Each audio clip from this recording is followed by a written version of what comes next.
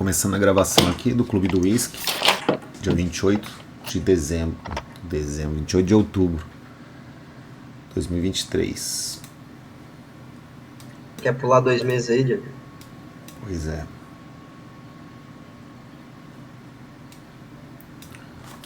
Então, aqui a gente vê uma liquidação contexto de compra da onda 1, onda A, do H1 de alta. Então, sendo onda 1, Michu M15 de alta. E ele coloca aqui um quadrinho, né? Aqui, ó, sendo onda 1, M15 de alta, e sendo onda 1, M1 de alta. Então ele está colocando como se fosse uma onda 1 M15, né? E aí uma onda 1 de alta também do M1, ou seja, subiu em onda de M1 junto com o M15 ali, sendo onda 3 M1 de alta. Então seria aqui M15 seria assim, né? E o M1 assim, M15 seria assim e M1 assim, né? Um quadro de contexto de localização. Ele vai separando os fractais, né? Para melhor visualizar, porque é um roteiro operado em conjunto. Aí o pessoal precisa se comunicar de uma forma externa. Senão, eu acho que vocês já viram aí que a comunicação ela é muito importante, né, de forma externa. Muitas vezes o cara está tentando comunicar alguma coisa e a gente não entende nada. Eu mesmo, até estava conversando com o Ângelo. Aula ao vivo, para mim, na época que eu dava aula ao vivo, né, acabava dando menos trabalho das dúvidas, porque era mais fácil resolver dúvida ali naquele horário. Responder dúvida, sempre quando teve dúvida para ser respondida em escrito, é muito difícil de entender qual é a dúvida da pessoa. É difícil, cara. As pessoas não sabem comunicar, né, velho? Onde é que tá o sinal? Onde que tá... O que o cara tá tentando falar? Muitas vezes eu não sei nem se o cara tá falando de compra ou de venda. E tem níveis e níveis de dúvidas. Então, para tentar angariar essa comunicação, aí faz esse roteiro e o quadrinho. Mas não é necessário você ter um roteiro assim, né?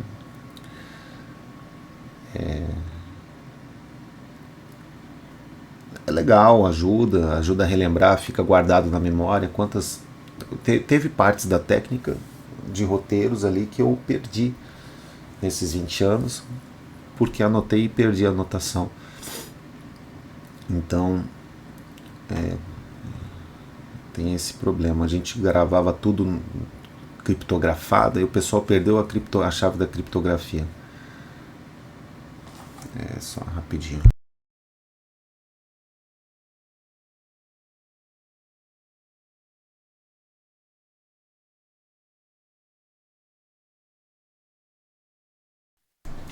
Voltei.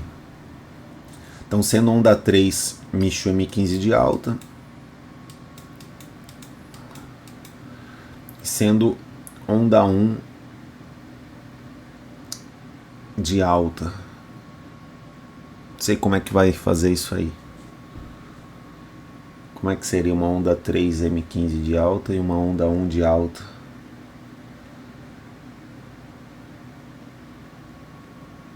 Teria que engolfar? Não. Uma onda 1 M1 de alta.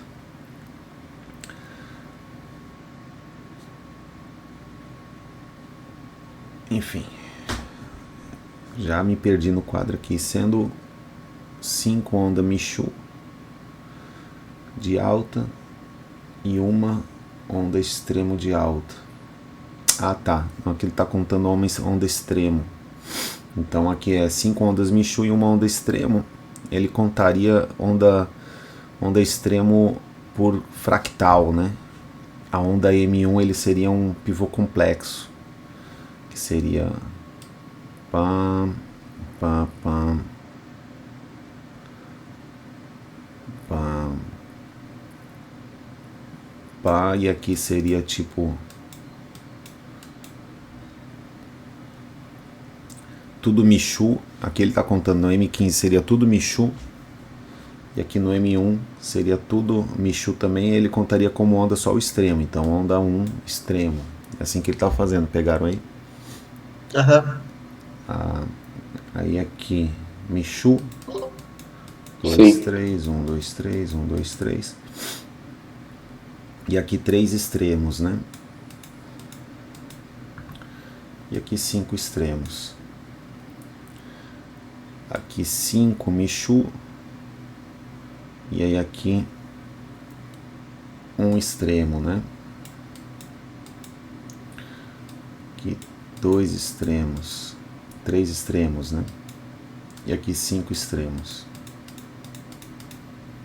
Então faz essa diferenciação entre fractais e que são dois tipos de fractais que nós temos no gráfico. Um fractal de tempo gráfico, então vou dividir aqui, ó, M1,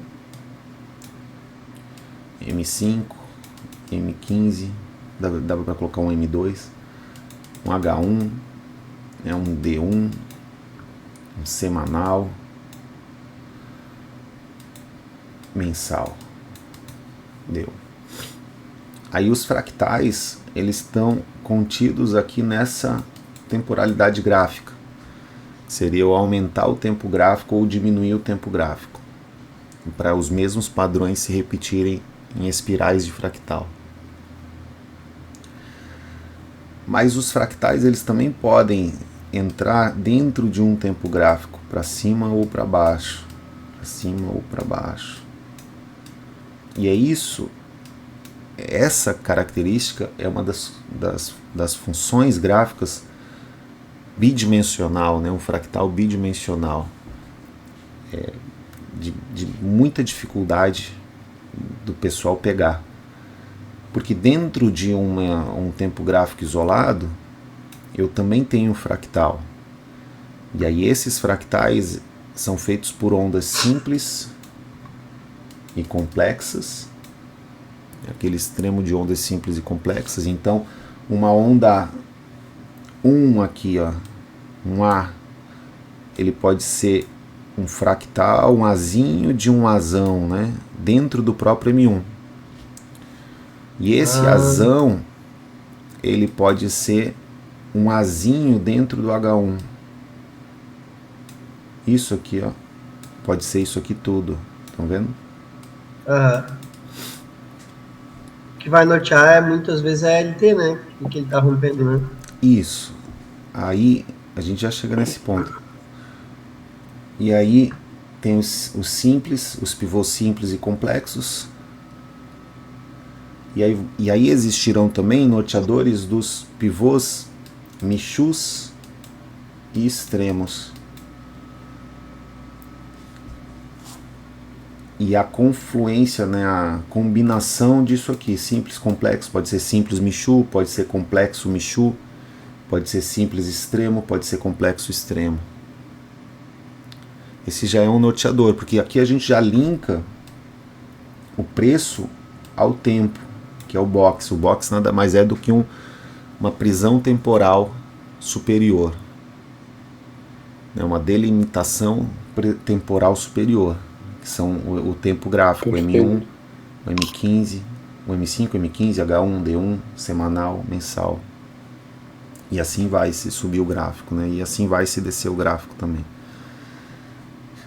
Essa dificuldade é o que a galera quebra na mente ali para tentar ver as ondas.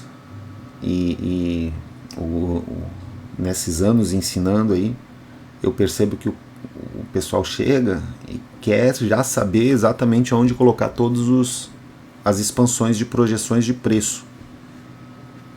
Porque eles querem saber até onde vai ir aquele preço, e o preço tem que bater lá naquela projeção e voltar.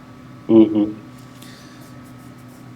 E essa ansiedade de saber exatamente qual projeção colocar, ou todas as projeções colocar, Ela é muito interessante em forma de comportamento para a gente analisar, porque eu passo aqui algumas projeções muito seguras, que são norteadas pela linha de tendência, pela ferramenta da quebra da estrutura, que é a falha. A linha de tendência e a ferramenta da quebra de estrutura são dois norteadores muito interessantes. E também a expansão, né? Que no caso seria uma expansão contrária. Eu procurar aqui esse movimento numa expansão alcançada, e aí acontecer aqui uma quebra de estrutura, uma falha, e uma linha de tendência rompida me dá uma garantia de que esse ponto aqui é um ponto A. Se estiver numa expansão contrária, é uma possibilidade de iniciar uma reversão de toda aquela janela de tendência. Se não estiver na expansão contrária, tiver somente uma linha de tendência, ou uma falha, ou uma linha de tendência e uma falha, pode ser que seja um pullback. Às vezes tem uma linha de tendência e não faz falha, às vezes nem tem a linha de tendência e nem tem a falha, pode ser um pullback. Só que quando se tem um rompimento de linha de tendência, quando se tem um rompimento de linha de tendência e um rompimento de... Felipe, muta o teu microfone, tá, porque depois esses barulhos todos ficam na gravação, tá bom? Aí quando for falar, aí você lembra de desmutar. Quando você tem um rompimento de linha de tendência e tem um rompimento da falha, eu tenho um norteador muito seguro, né? Não é garantido, mas é seguro, de que... E aí é preciso entender também qual é a diferença entre garantido e seguro. Se você comprar um Volvo, é o carro mais seguro do mundo, só que não é garantido que você não vai morrer de acidente de carro, né? Só tem um jeito de você não morrer de acidente de carro, só se você ir pro meio do mato. Tem até uma piada que a pessoa fala assim, ó, eu não ando de avião, então nunca vou morrer de acidente de avião. Aí cai um avião na casa dela e morreu de acidente de avião. Então é seguro essa expansão, você pode expandir ela. Tendo uma expansão segura, a própria expansão como norteador de pivôs complexos, porque a linha de tendência, a quebra da estrutura da falha e a expansão, elas me ajudam a entender a complexidade do pivô. Estão vendo como é aqui essa... Então eu preciso de ferramentas para entender essa bidimensionalidade gráfica, tanto para dentro do fractal do próprio time frame, quanto para expandir o time frame. E aí a dificuldade do iniciante é que ele quer saber todas as projeções de forma fácil, né? De uma forma simplória. Eu não vou dizer simples porque tu chega a um nível que você vê isso tudo com uma simplicidade, mas ele quer uma forma simples sem ter fluência gráfica. Ele ainda não tem a conexão de fluência gráfica e ele quer saber de todas as expansões. Um outro norteador que eu dou é o pivô que retrai em 62, ele pode ser expandido. Até a gente teve ali o Charles falando que, né, o pivô que retrai em 62, aí o Felipe foi lá e corrigiu. O Charles falou que tem mais pivô que pode ser expandido, mas aquela é uma muleta que eu ensino para acalmar o coraçãozinho do iniciante, que ele se incomoda de ver algum avançado ter uma expansão que daria mais dinheiro.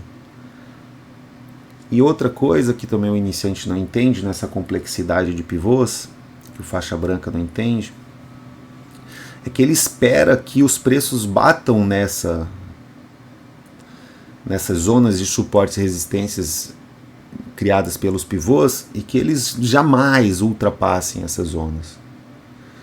Isso é uma falta de compreensão, é uma falta de compreensão gráfica, uma falta de compreensão da complexidade das ondas simples, complexas, Michu, extrema, das linhas de tendência e dos norteadores dessas ondas. Porque aquela expansão Michu ou aquela expansão de fractal menor, porque uma expansão de um extremo pode ser um Michu de um fractal maior. Assim como um foi mal do M1, um foi mal do diário, ele pode ser um extremo, uma falha extrema de M1. Um vacilo de H1 pode ser uma falha extrema de M1. Então tem essa correlação entre os time frames. E aí o iniciante ele não entende isso, ele vai e sai naquela primeira onda, aí o preço sofre uma refração, né? Ele sofre uma refração ali, ele bate e aí ele é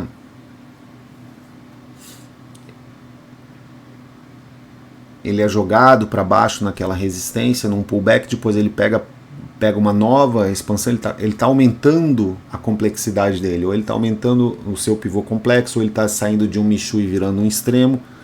Como eu também indico para vocês, um ponto seguro do Michu geralmente te mostrar aonde seria o ponto extremo.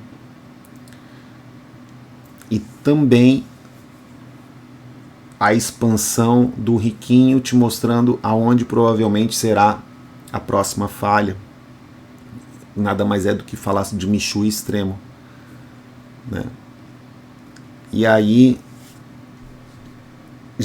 isso geraria pontos de resistências que formariam pullbacks. E esses pullbacks são formadores de novas ondas. Então, e o final de toda essa lógica é assim, ó. Suportes e resistências formam ondas. Seja linha de tendência, seja falha, são as ondas. Suportes e resistências são as rochas do gráfico, onde vão formar ondas, marés, vão formar o ciclo pluvial ali da água do gráfico dos preços. E a gente tem que entender isso como um todo. E o iniciante ele não vai ter, o faixa branca ele não vai ter esse conforto no desconforto, ele não vai conseguir ver a visão toda geral e ele vai se incomodar por existirem no gabarito, por exemplo, como a gente manda gabarito aqui, por existirem gabaritos com expansões que ele não consegue colocar ainda, com projeções que ele não consegue colocar, ele vai ficar incomodado. E ele vai achar que o grande pulo do gato, porque o faixa branca, ele é o iludido do pulo do gato, vocês já perceberam isso? Ele quer o pulo do gato. É aquilo que vai fazer ele ser o melhor do mundo, é aquela sacada, mas o pulo do gato não existe, o gato morreu. E quanto mais maduro o cara vai vendo, ele vai vendo que não existe pulo do gato. O pulo do gato é trabalho árduo. É o cara pensar, ele entender ao princípio, não é a regra. Uma regra não pode ser superior a um princípio, senão ela seria um princípio. Uma regra sempre vai ser aquém a um princípio, então ele quer saber exatamente onde é que coloca todas as expansões.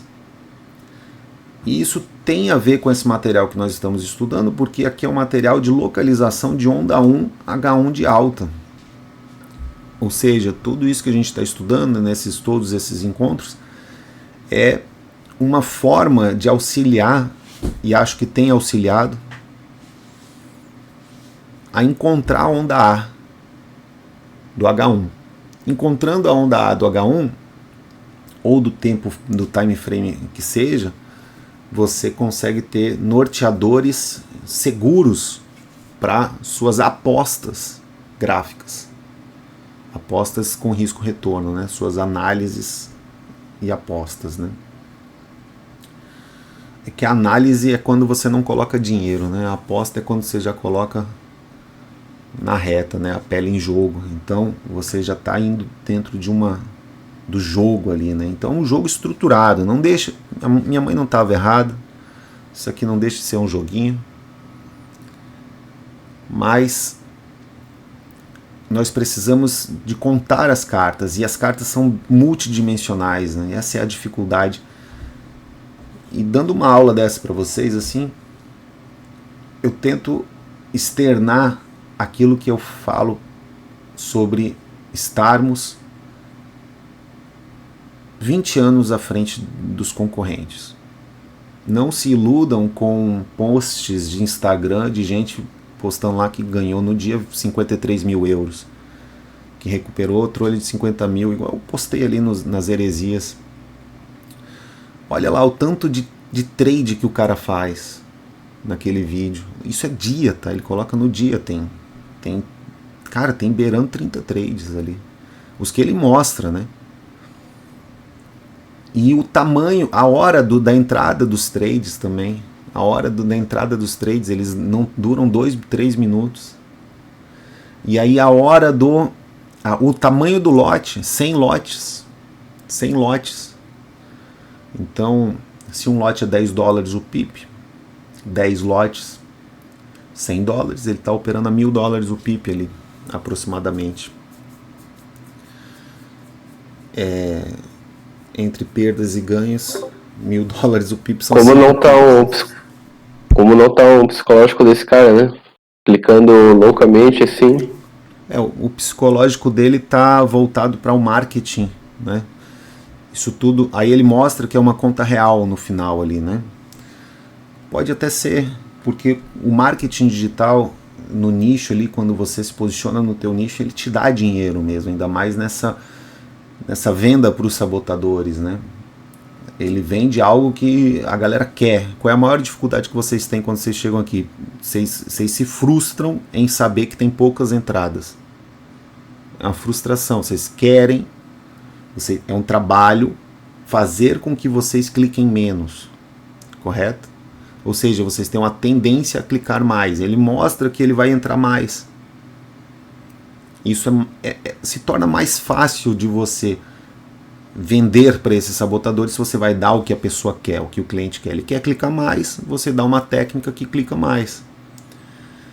E o querer clicar mais, ele é um despreparo. E aí o cara vai ter uma justificativa e uma desculpa para esse despreparo. Para não parecer que ele está despreparado, ele vai tentar falar que aquele é o perfil dele, é o que? Scalper. Aí ele vai querer falar que ele é scalper. Sendo scalper, ele vai querer falar que ele clica mais porque é o perfil dele, não porque ele é impaciente. Tá vendo? Claro. E isso em todas as áreas da nossa vida a gente vai fazendo isso. Eu via muito no jiu-jitsu, tu vai ver muito isso no jiu-jitsu, Diego. Tu vai começar o jiu-jitsu lá e tu vai começar apanhando. E vai estar super desconfortável. Um esporte que é desconfortável é o jiu-jitsu. O cara que ele chega na faixa preta, mesmo um faixa preta moderninho, desses Nutellas aí que chegam em 5 anos, o que eu acho pouco, não quer dizer que o ensino de jiu-jitsu melhorou, quer dizer que realmente a trava para a faixa preta piorou. É o que a gente vê por aí de faixas pretas hoje. Mas mesmo esse cara, ele aprendeu a ter conforto no desconforto, senão ele não ficava 5 anos treinando, né? Só que daí na faixa preta ele vai ter um desconforto pior, porque ele vai ter que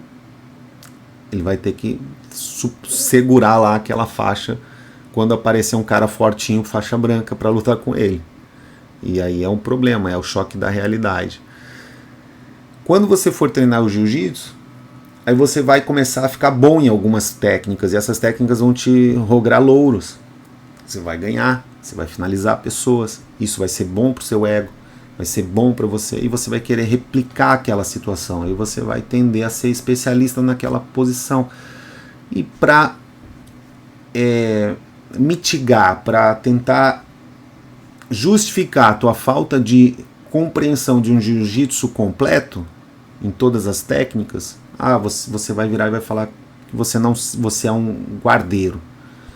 O seu estilo de jiu-jitsu é jogar na guarda, mas é porque você não treinou passada, não treinou montada, não treinou luta por cima. Inclusive, não pensou sobre defesa pessoal, porque defesa pessoal na guarda é você ficar por baixo e o asfalto é duro. É muito melhor se alguém vir me bater ou jogar a cabeça dele no asfalto do que a minha, e eu ficar por cima dele no asfalto. Não pensou na questão de soco, de usar o jiu-jitsu por completo, que seria a multidimensionalidade do jiu-jitsu. E aí você fica limitado ali pelo teu ego, né, num sistema de retroalimentação. E a mesma coisa no gráfico ali, quando o cara fala assim, eu quero ser scalping, aí ele fica achando que ele tem que ser scalping, sacou? Quando na verdade, se você abrir o teu leque de games, você pode dentro da técnica do método Atos fazer scalping. Você vai ter que ter recursos emocionais e financeiros para isso. E como a maioria chega aqui com recursos financeiros e emocionais limitados, emocionais tudo bem, na Matrix também, tá todo mundo ferrado, né? Mas o financeiro, se a gente comparar o financeiro investido no mercado financeiro, no trade, com o financeiro investido para abrir uma empresa, aí fica desleal. A pessoa vai lá e investe facilmente 150, 200 mil numa empresa. Mas ele não coloca nem R$1.500 no mercado de especulação dele ali. Se ele quebra a empresa, perdeu ali 100, 150, o que as pessoas falam para ele? Vai falar assim, ó, cara, quebrou, parte para a próxima. É assim mesmo. Acontece. Ele foi lá e perdeu 100 mil, 200 mil. Estou falando 100 mil, 200 mil. Você aprendeu, agora você vai ser um empresário melhor. Se o cara quebra a continha dele de $1.000, o que falam para ele? Eu te avisei que isso era um jogo. Eu te falei que não era para jogar, sabe? É um descompasso ali de percepção. Isso eu estou falando em pequenas empresas, porque se você for abrir, são vários nichos aí que é mais de 1 milhão. Franquias aí que são mais de 1 milhão. Né? Academias, escolas. E aí, às vezes, até o cara compra. A gente estava lá com o Ângelo e tinha um Porsche Cayenne GT. Eu acho que esse carro deve ser mais de 1 milhão. Alguém compra um carro desse, eu vejo aqui em Blumenau direto esses carros. Alguém compra um carro desse para sentar e peidar em cima do carro, do banco. E aí tem um deságio do carro entre você comprar novo e você vender. E eu estou num grupo de carro de luxo, que chega a ser, dependendo do carro, eu vi uma Ferrari com deságio de 600 mil da tabela FIP para o preço que estavam pedindo. E carro com vistoria cautelar, super seguro, diz ali que é super seguro, né? Eu estou acreditando nos dados que eles deram ali, né? Cara, então tem um fractal maior de termostato financeiro, onde tem pessoas peidando em cima do teu capital de sonho para operar. E isso é muito significativo, você tomar esse choque de realidade. Porque muitas vezes tu olha assim para uma conta e fala, eu nunca vou ter $500 mil para operar. Então você tem que começar a imaginar como seria a sua vida se você tivesse $500 mil para operar. $1,5 milhão para operar. Como seria a sua vida se você operasse $500 mil para você operar $1.000 o PIB? Difícil. Para começar, se você transforma 500 mil em 700 e você já fez isso em 5 mil para 7 mil ou 500 para 700 com frequência. Aí depois tu transforma esses 700 para 550 e você transforma de novo 550 para 800, aí 800 para 600 e fica nessa troca de cebola um ano. Se isso aqui for $500, você se ferrou, porque você não conseguiu sacar nada. Você não vai sacar, transformar 500 para 700, vai sacar lá 50. Você não vai fazer isso. E se sacar, não vai ser significante. Agora, se você transforma 500 mil, que é o mesmo trabalho, e aí é importante frisar isso, é o mesmo trabalho. Se tu transformar 500 mil para 800 e sacar 50 mil, não tem diferença nenhuma na tua conta, porque tu me falar que o cara tem 800 mil, o cara tem 750... Vai mudar alguma coisa o tamanho da conta dele? Não vai. Mas na tua vida aqui, tu vai ter 250 mil reais. Tu pagou o teu ano numa transação dessa que você faz na semana aí, às vezes no mês. Então, o tamanho da sua conta sim é um problema, estão vendo? Porque dependendo do tamanho da sua conta, você não precisa ser um operador que necessariamente multiplica teu dinheiro. Entender isso é libertador. Eu estou treinando vocês para ser um operador que multiplica dinheiro. Mas se você for, dentro do método Atos, um trocador de cebola, se você tiver o dinheiro suficiente, você vai viver melhor do que na Matrix. Aí alguém vai virar e vai falar assim, ah, Diego, mas 500 mil dólares é muito dinheiro. Cara, tem gente sentado num carro de 300, 200, 500 mil dólares, peidando.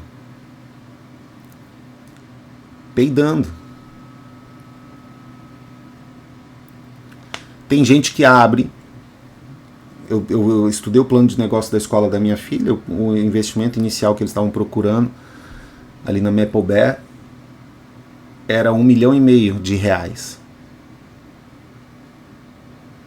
E eles vão enfrentar uma concorrência pesada, porque aqui vai ter, na localização, acho que por sorte eu comprei um apartamento muito bem localizado, porque está abrindo a escola Anglo, aqui a poucos metros, tem a FURB, já tem, abriu a Adventista, que é a maior franquia do mundo, baita escola aqui, tem as clássicas, que é a Barão aqui perto, Bom Jesus, tudo num raio de 2 km. Sagrada Família, e vai abrir a Maple Bear, que é a escola bilíngue de verdade, não é uma enganação. Aqui tem também, Diego, a gente estava vendo essa semana. Tem em vários lugares do Brasil. Maple, são 150 escolas e eles estão para ir para um faturamento de R$1 bilhão por ano. Essa franquia. Foi uma franquia que foi vendida, chegou no Brasil em 2006 e foi vendida para um grupo chamado SBE, Sistema Brasileiro de Educação. E esse Sistema Brasileiro de Educação, ele é dono das maiores franquias de escola mais caras do Brasil. Eles não vão errar no ponto, né? Eles fizeram um estudo de mercado aqui para a região, descobriram que falta escola bilíngue genuína, que as escolas que falam que são bilíngues é fake. É porque é a mesma coisa, sempre teve esse lance assim de tipo, usarem o nome, mas não serem. Sou faixa preta, mas não sou. Né? Usa o nome, se apropria do nome, mas não é. Fala, é bilíngue, mas não é. Então é esse fake, né? Sempre teve fake. É raro, mas isso acontece muito. Desde sempre, né? E aí...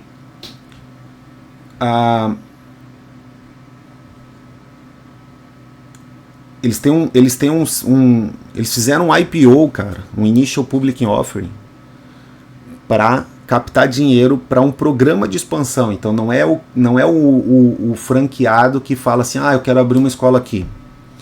Não, tem um programa de expansão que procura franqueados nas cidades chaves ali, modelos do que eles querem alcançar. Então, aqui Blumenau é uma cidade que dentro do estado é uma cidade grande, mas ela é uma cidade pequena, o estado é um estado pequeno. E aí tá chegando aqui em algumas outras cidades de Blumenau, já tem em Floripa, tem em Camboriú. Não sei quanto é que é a mensalidade aí na tua cidade, mas aqui em Camboriú é R$5.500, um negócio assim, lá em Brasília é 6 pau. E aí eles estão com um desconto ali vitalício para alunos fundadores, né? E aí eu vi, comprei na planta, né? Fui ver o modelo de negócio, tô comprando, na verdade, um desconto vitalício. E aí é importante frisar isso, porque é dos 18 meses aos 18 anos que essa escola atua. E se der tudo certo, né? E aí o certo não quer dizer, se eu ficar em Blumenau, né? Ou se eu mudar de cidade, provavelmente a cidade que eu for vai ter uma outra unidade dessa escola. Isso é fantástico também. E finalizando o ensino, minha filha ela acaba tendo um diploma do MEC no Brasil, um diploma canadense, lá do sistema do Canadá, válido lá, e é válido nos Estados Unidos também. Então ajuda para faculdade, para... Cara, com 5 a 6 anos, Felipe, é a média de fluência em inglês dessa escola. Média, eles têm uma média de fluência em inglês. É acima de 90% a rematrícula dos alunos. Então o pessoal gosta, uma rematrícula alta, né? Acima de 90% de rematrícula. Até para comprar ações dessa porra, se eu não fosse o viés. E Então é 50%, 70% já é bastante, agora 90%. 90% de rematrícula é os dados ali que eu vi. E 5 a 6 anos é a fluência em inglês que a criança alcança. De 7 a 9 anos ela alcança a certificação de TOEFL, que é uma certificação fodida. E aí, que daí você Caralho, hein, cara, com 7 anos. Vê se tem se é bilíngue ou não é mesmo. E aí, cara, enfim, e o risco qual seria, né? O risco seria nenhum, né? Se a escola der errado, for ruim, tira e bota em outra. Só que colocar nessa outra escola... Aí eu negociei com o cara lá, que a gente negociou lá com o cara lá, a Mica e uma amiga da Micaela lá, que se a gente ainda conseguisse 10 alunos extras, a gente ia conseguir mais 10% vitalício. Aí tamo aí. Mas na primeira 2 tentativas eu desisti, porque o povo é burro. E aí eu desisti e a Micaela continuou lá com a amiga dela nessa brincadeira. O povo é burro, bicho. O povo se apega na escola que ele tá, se apega acha que outra escola vai ser bilíngue, não vai. Aí me falaram da escola que a Manu tá, falaram que ela é bilíngue, não é. A escola tá ali. A Maple Bear é imersão completa de 0 a 5 anos. A Manu já falaria inglês hoje, com 2 anos de escola. Eu falaria do jeito que ela falar. Ela já entenderia inglês, né? Ela tá aprendendo a falar ainda. Mas mais 3 anos ela falaria. Então, qual é o risco que eu tenho? Nenhum. Eu tô comprando um desconto vitalício. Agora, se eu não entro nesse trade agora, daqui a 4, 5 anos, eu corro o risco de falar assim, poxa, quero colocar a Manu lá na escola bilíngue, Maple Bear e tal. 2, 3 anos, 4 anos. Eles vão colocar, vai ter que ter uma adaptação, porque ela não vai estar com o inglês igual. E aí vai ser 5 pau essa porra, sacou? Vai ser 5 mil. E aí eu vou ter que morrer nos 5 mil daí por mês. E aí é isso que o povo não vê, cara. Não vê essas paradas. Mas eles vão conseguir. E também porque tá na planta. Daí o fato de estar na planta, né? Tá construindo ainda, né? Eu consegui entender um modelo de negócio que cheguei em Blumenau e tinha muito aluguel de terreno, e eu não entendia isso, alugar terreno, e é justamente para esses modelos de negócios aí. Eles fazem uma construção em bloco.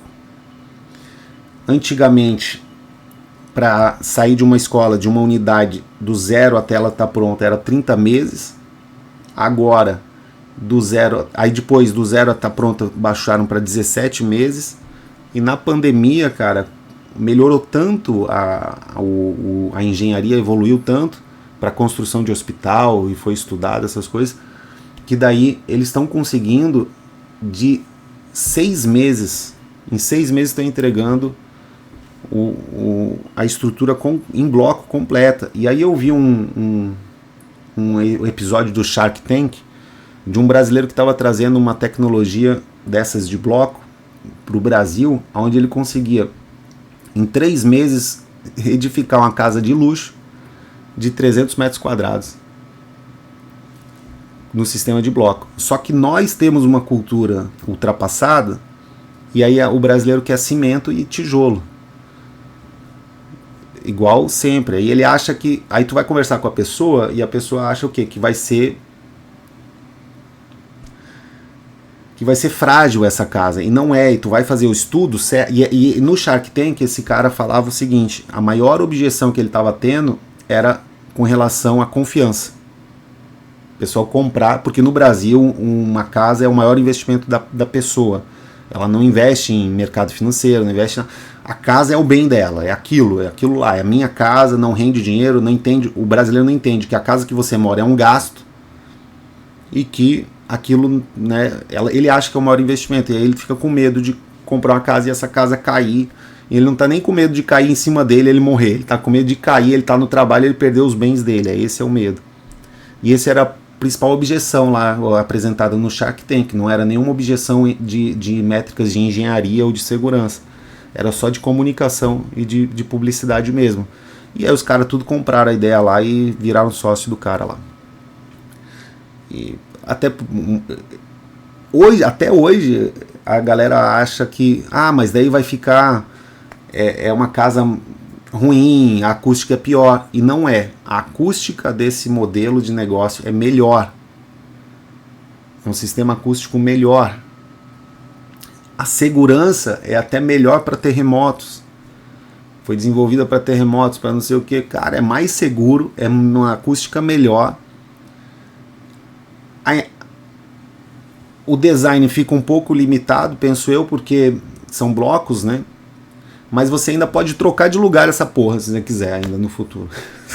Dependendo do jeito. Cara, é tudo melhor, bicho. E o brasileiro não consegue ver isso. Então esse é um outro ponto ali da escola. Aí a galera que eu indiquei, né, que a Mica indicou, foi lá e viu, aí achou que estava indo num canteiro de obras. Eles vão tomar um susto, porque em janeiro já vai estar edificado. Quanto que custa de uma casa dessa? Ele não falou preço, mas é um baita investimento, né? Porque, olha só, isso aí mudaria até o sistema brasileiro de negócios. Porque, olha só, Felipe, vamos supor que realmente esses dados aí são... Eu tô falando ainda, sou leigo no assunto, né? Eu fiz os dados só para ver, eu fui estudar só para ver a escola mesmo da minha filha lá, né? Porque ela falou, o construtor garante que em dezembro tá pronto. E aí só tinha uns blocos, né? Aí eu fui ver vídeo. É tudo papel de parede, é tudo... Cara, vai ficar pronto muito rápido. Conversei com o pessoal da reforma ali. O Ângelo reforma prédio, shopping, né? Loja em shopping. É tudo muito rápido essas franquias aí, hoje em dia. Agora, imagina que essa tecnologia tenha chegado para ficar e a gente está só atrasado na tecnologia como todas as outras. Imagina isso. Imagina então o impacto disso aqui para daqui a uns 5 anos, Felipe. Imagina que hoje a pessoa ela prefere comprar uma casa pronta do que construir, porque ela não quer, bicho, esperar. Eu não comprei uma casa, eu não construí uma casa porque eu não queria esperar, bicho, 2 anos, 1 ano. Obra e tudo. Agora imagina que realmente consigam entregar a casa em tão pouco tempo. A procura por uma casa pronta vai cair, cara. É melhor... Eu preferia comprar uma casa com uma arquiteta para programar o meu escritório, programar o meu dojo, do que eu já comprar uma e ter que adaptar, né? Tô pensando, isso tô devaneando, né? Então isso aí... Outro negócio que... da personalização, né? Quanto mais dinheiro o mercado tem, mais personalização vai querer, né? E aí essa facilidade até para pessoa normal mesmo, né? Imagina assim, ó, aqui na minha frente aqui tem uma crechezinha que tem uma casinha vagabunda, mas a localização é top, bem na minha janela aqui eu consigo ver. Cara, modelos de destruição, de destruição de casas. Acho que essas empresas de destruição aí vão aumentar. Seria um investimento bom, pesquisar preço e gráfico de empresas de demolição. Porque a pessoa simplesmente pensa assim, ó, tem essa casinha aqui, ó, a localização é top, bota abaixo, em 6 meses está pronta. Entre demolir e construir o modelo de negócio que eu quero, 6 meses. Tá vendo? Você não precisa adaptar mais. Olha que louco, né? Você destrói e constrói de novo, rápido, nesse novo modelo. Entenderam? A gente não tá falando de casa bonita, antiga. A gente tá falando dessas porcaria velha, feia, que tu fala assim, ixi, aqui tá feio pra caramba. Aí tu olha o terreno, porra. Tu já, como empreendedor, imagina, tu quer fazer um café. Imagina, eu quero construir a sede do Atos, do método Atos. Eu preciso de uma boa localização. Encontrei uma boa localização, terreno, bota para baixo e constrói.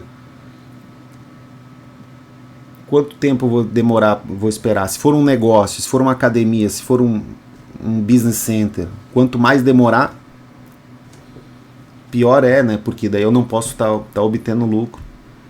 Então eu acho que isso mudaria tudo. Bom, o Pierre aí trabalha com design de interiores, ele deve estar por dentro disso aí muito mais do que eu. Mas isso é tudo coisa lá de fora, tudo pesquisa que eu fiz lá fora e no Brasil não existe ainda. Mas estão trazendo, né? Isso é igual hoje carro elétrico, né? Tá cheio aí, tu vê aquele Build Your Dreams. Aqui em Blumenau tá cheio de bid. E são bonitos, bicho. São bonitos pra caramba. Carros são top, né, cara? A BYD é top. Há 2 anos atrás, a galera ficava chocada. Ah, esse negócio aí construído na China. Lembra quando eu comprei meu carro? A galera falava do Caoa Sherry, falava assim, ó. Ah, mas aí é chinês, é não sei o que. É só questão de costume, cara. A gente tá atrasado. Nós temos que entender que nós somos uma cultura atrasada. E quando a gente entende isso, a gente fica na frente dos concorrentes, porque se a gente olha lá fora, a gente vê o futuro. Se a gente olha lá fora, a gente vê o futuro. E onde eu olho lá fora, eu posso ver onde eu vou colocar o meu dinheiro aqui dentro. E a gente, como investidor, a gente toma pau. A gente, como cultura, não estou falando nós aqui. A gente olha o gráfico a gente está na frente. Mas como investidor, a gente concorre, o Brasil concorre com investidor estrangeiro que tem essa cultura lá fora e ele sabe que funciona esse negócio. E ele vem e vai colocar o dinheiro aqui aonde? Aonde funciona. E aí o mercado financeiro ele é impessoal. O cara vai lá e investe na BYD porque a BYD está entrando no Brasil. Aí o brasileiro que é burro, ele tem o viés da burrice, desculpa, é o viés da regionalidade. E aí ele olha assim e fala, não, isso aí não vai dar certo, não. Isso aí não vai dar certo, não. Isso aí... E aí tu entende por que a Ford saiu do Brasil, por que a Ford parou de produzir Ford Ka, Fiesta. Porque ela não ia conseguir concorrer com esse povo. O cara que está lá fora, ele entende e vê a Ford saindo do Brasil e fala, nossa, a Ford, uma empresa centenária que criou automóvel, cara, tá certo em sair do Brasil, da Índia, e de reprogramar os carros deles para ser Mustang, para ser, né, esses carros mais de luxo ali, Bronco, essas coisas aí. E se afastar do Ford Ka. Daí o brasileiro ele olha e fala, mas Ford saiu do Brasil e agora não produz mais Ford Ka, e fica machucado com isso. Só que nenhuma outra Jaguar não produz, sei lá, outras montadoras não produzem no Brasil e ele compraria. Ah, mas é chinês. Aí o celular do cara é da China, a roupa do cara é da China, o tênis do cara é da China, tudo do cara é da China. Aí ele fala, não, mas é chinês. Cara, tá vendo como nós somos muito atrasados. Agora tu imagina que esse povo aí toma decisão financeira sem olhar o gráfico, Felipe. É o nível de concorrência que a gente tem.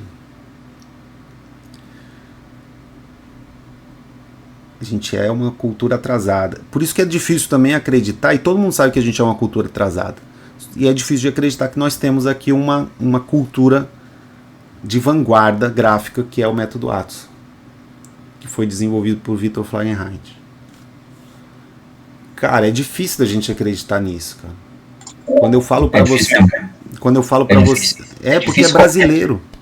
E qualquer tentativa de conversa com alguém de fora sobre isso também eu já desisti. Não tem como, cara. E aí é o problema do meu negócio, do meu business. E aí que vocês não entendem por que eu tenho outros negócios fora do mercado. Eu tenho outras áreas de atuação fora do mercado para me gerar fluxo de renda dentro de um planejamento de prosperidade, principalmente para que eu não precise mexer muito nos meus dólares. Ontem um colega lá na academia perguntou, o dólar vai subir? Porque eu vou viajar. Eu falei, vai subir. Mas vai para quanto? Vai para 7, 8. Aí ele, mas quando? Calma, não sei quando não. Eu tô comprando dólar desde 2016 e tô acumulando. E tô aqui, ó, inclusive fazendo esse trabalho de personal, o qual eu gosto. Tava até atendendo a minha vizinha junto com a Micaela. E aí...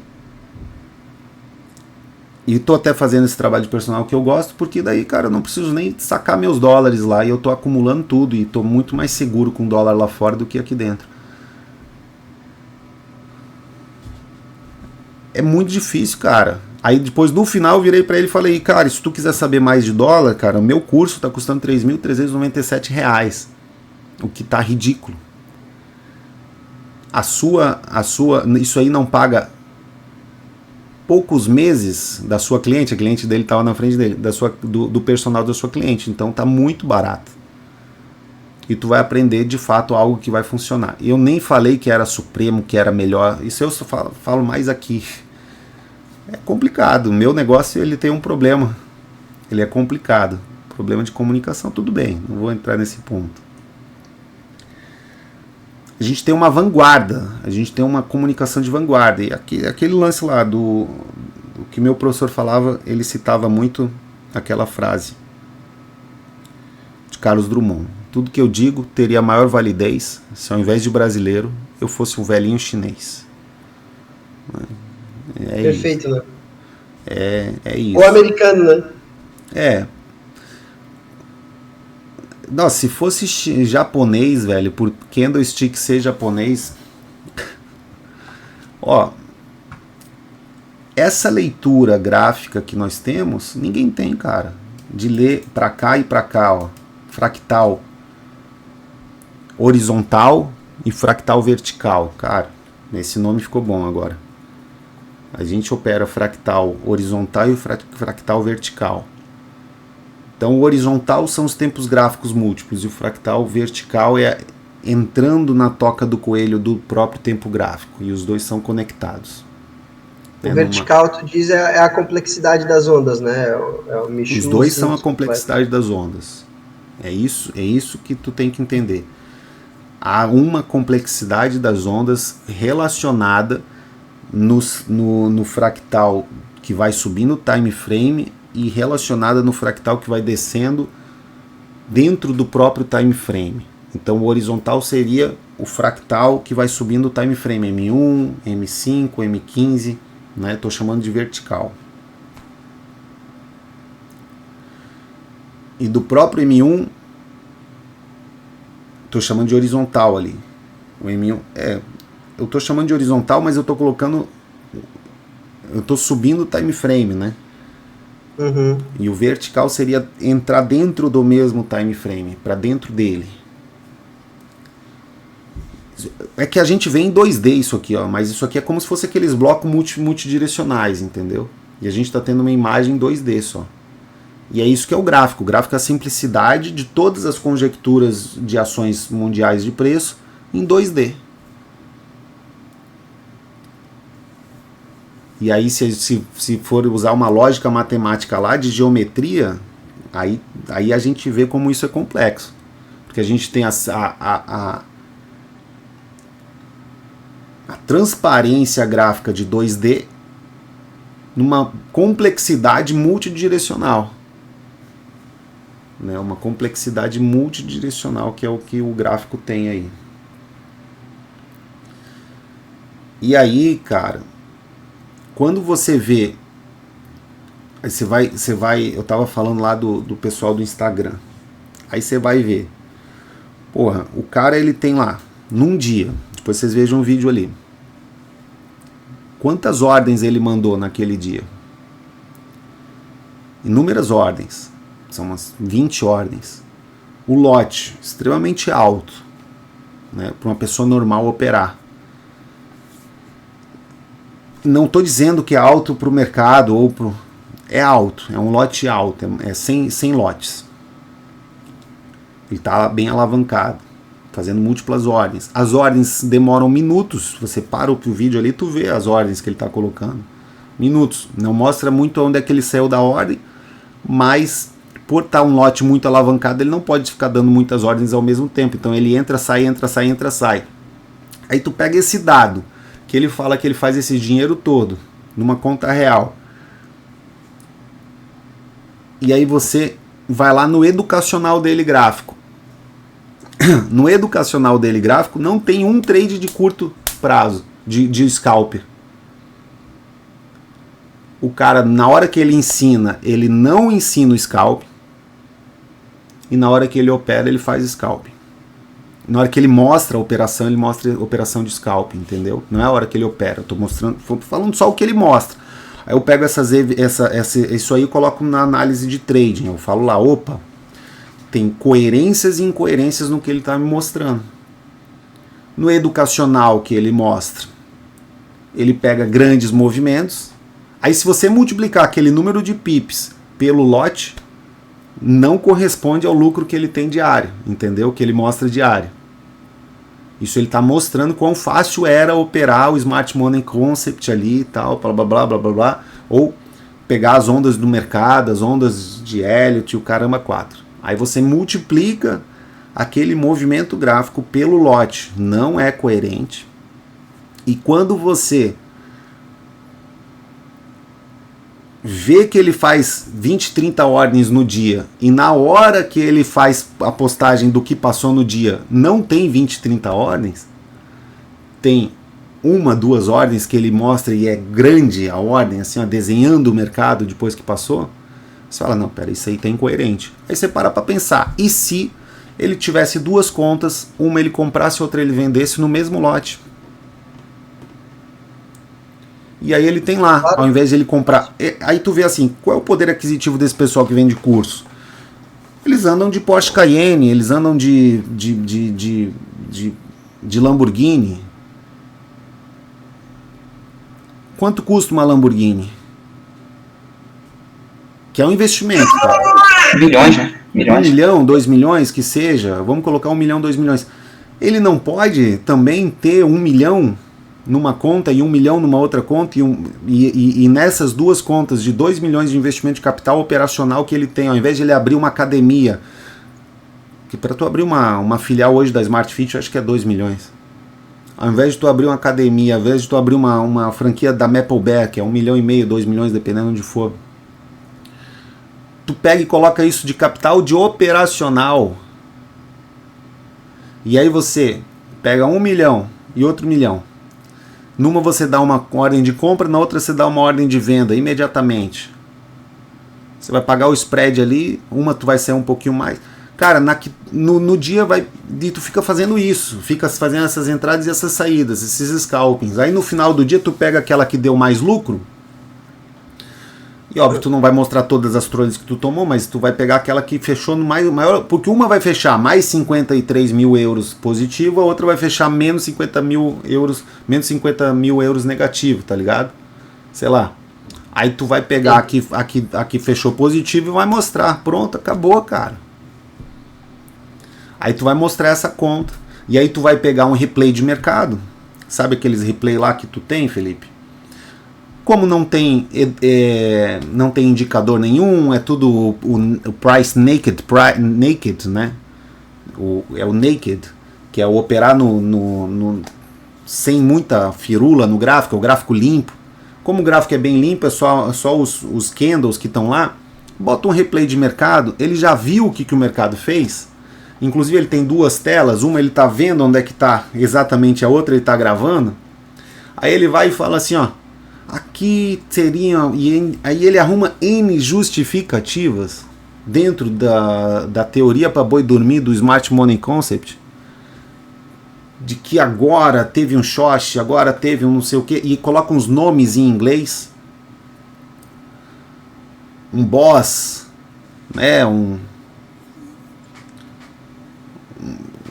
os nomes lá em inglês, o short é change of characters, né? Aí vai colocando aqueles nomes em inglês e aí ele usa uma dicção boa, né? Usa uma roupagem boa ali para ele vender. E ele já sabe, aqui compraria por causa disso, mas ele não comprou. E aí sobe e você seguraria, sairia só aqui você. E aí ele joga no finalzinho uma carga de humildade ali, fala assim, ó, aqui eu ficaria segurando no candle a candle, já me protegendo e tal. Foi, aí ó, pegou. E ele não coloca que acertou o cu da mosca, obviamente, para não, né, liberar alerta de manada. E aí o trade continua indo. E aí o pessoal vai nos comentários até, o pessoal é tão arrogante que vai falar assim, deveria ter segurado mais. Ao invés de, se ele sai no cu da mosca, o pessoal ia falar assim, ó, Ah, não, tem alguma coisa errada. O cara saiu no cu da mosca, eu não posso ser melhor do que ele, eu vou criticar ele. Não, ele deixou ainda o mercado subir, eu posso ser melhor do que ele, eu vou criticar ele. Esse é bom, mas ele poderia ter segurado mais. E aí ele cria esse circo, meu amigo. E esse circo é o que a galera cai. Vocês caíram nisso, né? Vendo. E, e fazer esse trabalho de racionalidade é muito difícil, cara. Olha o tempo que a gente gasta. O tempo que você agora consegue entender isso que eu tô falando. Confere? Aí imagina o teu amigo. Teu amigo vai ver aquilo lá e vai falar: pra quê, bicho? É fácil, ganhar dinheiro é fácil. Cara, eu falei pro Anjo, não é fácil, cara. Não é. Se fosse fácil, todo mundo era rico. Bicho, ganhar dinheiro não é fácil em nenhuma área. É muito trabalho, bicho. É muito trabalho. Tem duas vertentes, né? O cara é incoerente. O cara que fala que ganhar dinheiro é fácil, ele é incoerente. Ele fala assim, ó, ganhar dinheiro é fácil e ao mesmo tempo ele acha que é só ele não consegue fazer esse dinheiro, sacou? Enfim. Então imagina que esse povo está operando esse capital para vender curso. É um capital operado para vender curso. Imagina se você conseguisse um capital desse, que não é um absurdo, cara. E não precisa ser 500 mil, poderia ser 200 mil, 300 mil, 250, né? E que de 300 mil você transformasse em 600, de 600 para 400, de 400 para 500, de 500, e você ficasse sacando ali, ó, 50 mil, vamos falar em reais. Sacasse ali, transformou, sacou 50 mil reais. Ficou abaixo dos 300, você não saca nada, se opera voltar aos 300, entendeu? Você não precisaria nem transformar esses 300 mil em 30 milhões. Você poderia viver uma vida classe média alta, super confortável, só trocando cebola do seu capital. Correto? Transformando de 500 para 700, 700 para 500, 500 para 700, 700 para 500 e sacando ali, ora 20 mil, ora 10 mil, ora 50 mil. Isso dentro de uma estrutura. Aí eu penso, não vale a pena investir em uma habilidade dessa, cara? Outro ponto, se você quebrar numa empresa, que vão falar para você retentar, você quebrar numa empresa, você, para se recuperar, tu vai ter que pagar a dívida que foi deixada para trás, e não vai ser pouca. No trade não, você quebrou. Bicho, tu recomeça com $1.000, tu recomeça. Vai ser sofrido. Mas com $10.000 tu vive dessa porra aqui. $10.000, bicho, se tu operar a $20 o pip, tu tem G500.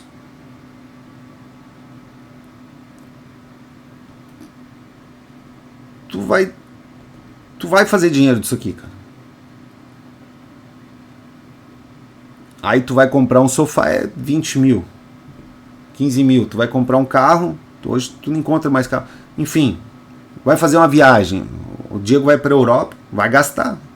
Só que a galera quer gastar, às vezes, 5 mil, 6 mil, 10 mil numa viagem, 15 mil numa viagem, num cruzeiro. No mercado não pode colocar R$1.000. Sacou? Só não tô falando de tu não, Diego. Eu sei que tá bem estruturado. Mas tu sabe, tu viaja aí, tu sabe. Não é barato. É que tu ainda tem os contatos ainda. Mas, cara, não é barato, bicho. Viajar não é barato. Aí a tua mulher, agora é um ponto. A tua mulher, não a mulher de vocês, eu tô falando. Aí tu pega aí a mulher, ela acha muita grana você botar R$10.000 no teu joguinho, pra você operar. Só que ela quer viajar e gastar 10 mil no Réveillon agora. No total, quer viajar para um canto, 5, 6, 7 mil ela quer torrar lá. É difícil, cara, vai ter que... Então é foda. Bom, me perdi no assunto. Não, tá top. Mas serve também pra gente ver coerências e incoerências em todo canto, né? E se vale a pena ou não se dedicar nisso aqui. E aí tem mais. Vamos supor que você queira investir lá na Maple Bear. Você vai lá e abre o gráfico da SBE e aí você vê. Você gostou de uma empresa que você viajou, você abre o gráfico, você vai lá olhar o gráfico, vai estar lá no gráfico. Você não vai ficar na manada. E o Bitcoin? E o Bitcoin? Você vai lá olhar o gráfico, vai comprar ou não o gráfico. E aí tem um outro ativo muito grande que é o nosso grupo aqui, né? Que estamos tentando construir um grupo. Não temos um grupo construído, que pode ser muito próspero para todo mundo. Só que pode ser algo próspero. Primeiro a gente precisa operar uma mesma metodologia, todo mundo igual. E essa metodologia tem que ter vantagens competitivas. E essas vantagens competitivas que eu entrego para vocês, cara, eu acredito que a gente está há uns 20 anos aí. Pessoal, imagina, eu tenho dificuldade de ensinar vocês a pensar horizontalmente e verticalmente. Muitos de vocês aqui já operam e já fazem dinheiro no mercado e ainda tem dificuldade de conectar os pivôs do M1 com o M15, com o H1. Os pivôs Michus com os extremos. As linhas de tendência macro sendo norteadores de outros pivôs. Aí você vê os concorrentes, cara, eles não conectam a contagem de ondas com as expansões, com as linhas de tendências. Por quê? Eles têm um problema essencial na linha de tendência deles. Se eles forem nortear a contagem de onda pela porcaria de linha de tendência que eles traçam, vocês imaginam como é que vai ficar? Tudo vai ser Ali. E cada um vai ter um ar diferente no seu gráfico. Sim, vai ser a fluência deles vai ser gago. Eles vão ser gago.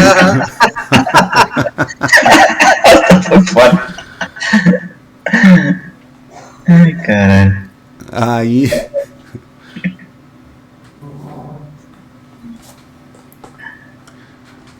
E aí, cara, é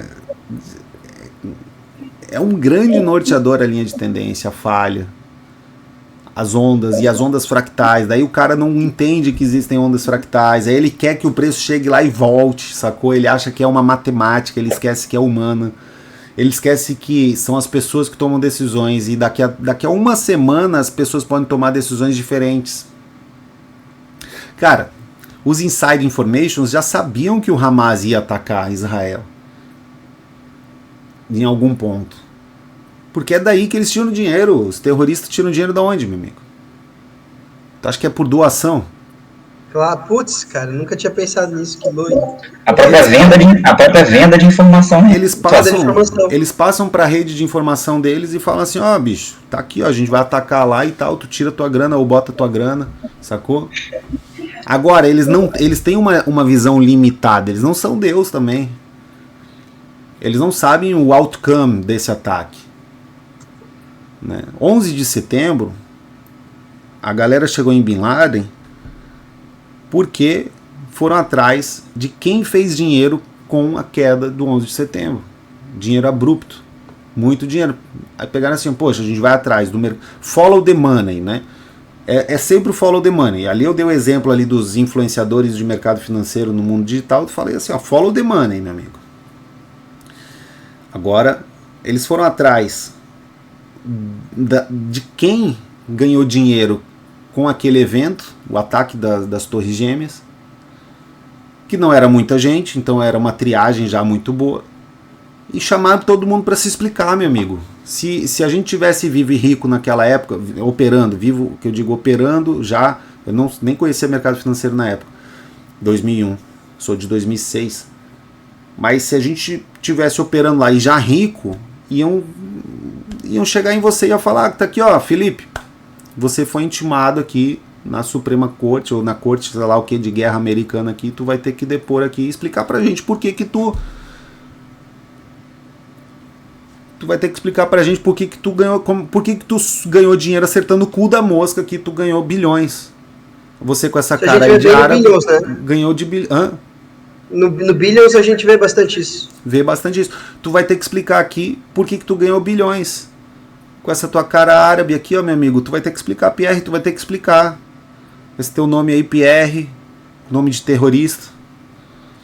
Tu vai ter que explicar por que tu ganhou bilhões aqui. Aí vai chegar lá, vai abrir um gráfico e vai falar, meritíssimo, Vossa Excelência, eu vendi num pivogênito M1.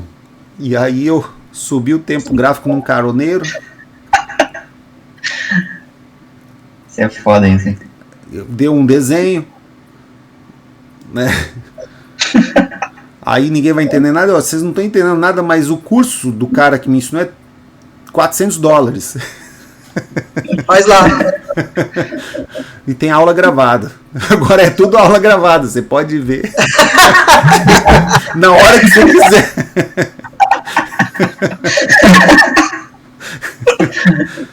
Você pode ver na hora que você quiser. E aí, cara, foram atrás e chegaram nesse povo aí todo aí. Por causa dos insights. E o mais louco é que se você fizer o trabalho, se tiver o trabalho de lá no 11 de setembro de 2001, antes do 11 de setembro, tu vai ver a estruturação desses pivôs. Simples, complexos, michus, extremos, dos múltiplos time frames. Do diário, semanal, H1, M1. Dessas estruturações. Fractais horizontais e fractais verticais. E aí vai estar rasgando de sinal de venda. Aí tu vai falar, caralho, desculpa o palavrão, mas tu vai falar, tava na cara que era uma venda. Você não ia saber que iam atacar, porque tu não faz parte do inside information.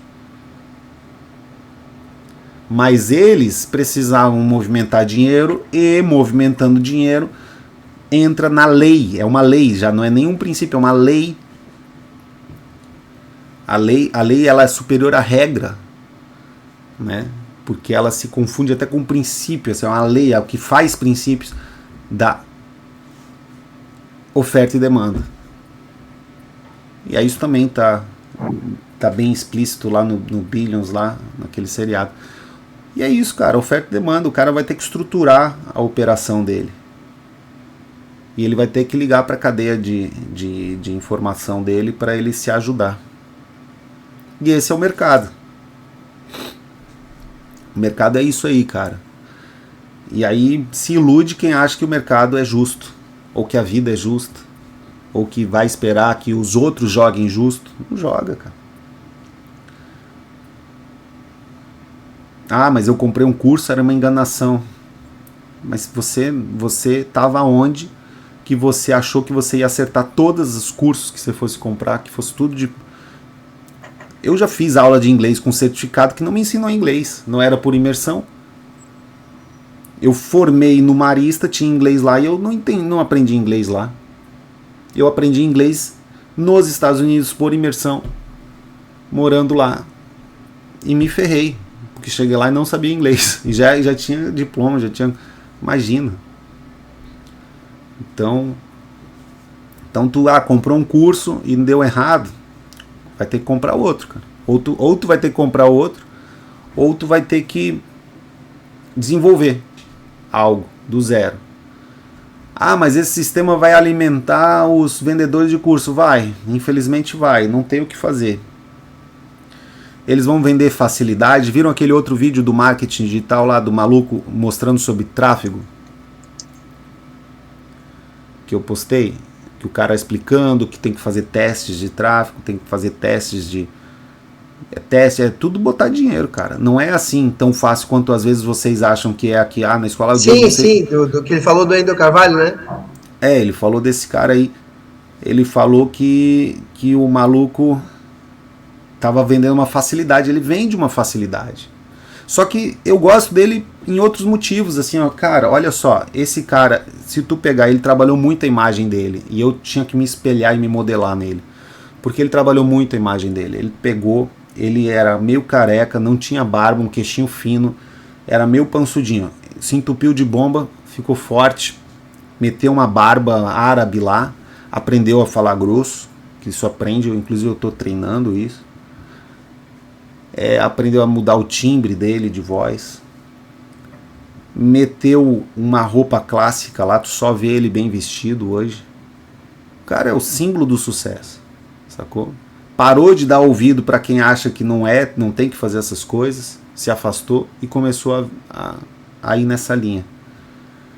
E aí o que ele fala, meu amigo, a galera compra, porque ele construiu autoridade através da imagem. E aí o povo compra. Vão comprar essa facilidade. E aí vocês às vezes compram uma facilidade falando assim, pô, Diego, pô, todo mundo ganha dinheiro aí com venda de curso na internet, online, e você não ganha. Isso aqui não dá quase nada de dinheiro para mim. Era só fazer isso? Não é só fazer isso. Essa semana eu recebi, não fique nem chateado, mas cara, se tu estiver escutando isso aqui, não é para mandar no inbox, é para mandar no grupo. Recebi um áudio, e eu fingi que recebi nem de alguém querendo marcar 1 hora comigo para me explicar algumas coisas que ia me ajudar a escola, de algumas coisas que eu podia fazer e tal. Aí eu recebi tanto disso aí, cara, já. Não tem 1 hora.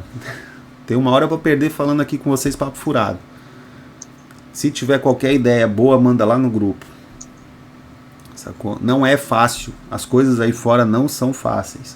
Ninguém vai ganhar dinheiro fácil. E infelizmente, cara, quem fala isso é tido como otário, como grosseiro, né?